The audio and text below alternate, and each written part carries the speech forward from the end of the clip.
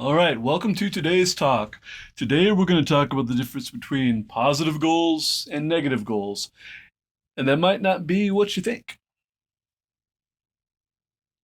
I think when we hear positive goals and negative goals, it's pretty easy to believe that just means the way the goal is phrased or the tone that's associated with it. But in The Logic of Failure by Deitrich Dorner, Dorner talks about how his research showed that there was a real difference between someone forming a positive goal and the outcome versus when they formed a negative goal and the outcome. I'm going to give you a couple different examples. An example of a negative goal would be if I said I wanted my house to be comfortable. Now, comfortable is obviously not a negative outcome. The problem is it's really vague. And Dorner talks a lot about how the fundamental difference between positive goals and negative goals is positive goals tend to be very specific. Negative goals tend to be kind of vague and open to interpretation.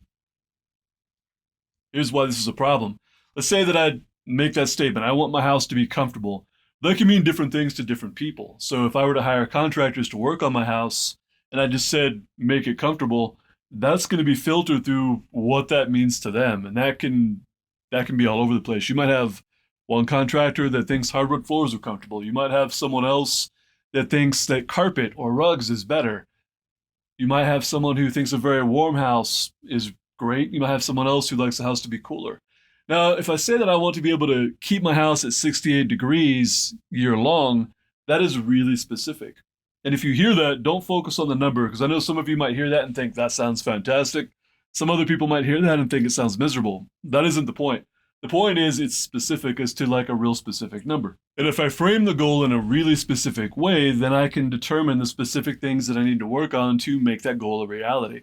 The main point here, the main lesson is specific goals have a better success rate than goals that are kind of vague and unformed. So when you're working with complex systems, when you're trying to figure out a situation, the more specific you can be, the better. This is something I've seen. This is like a consistent thread in a lot of different fields of study, I should say. I've seen this in strength and conditioning. I see this studying economics. I see this in psychology.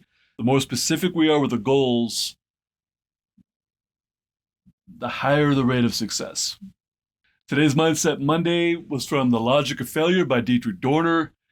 It's a fascinating book. I'm working on a podcast series of that now. Links in the description.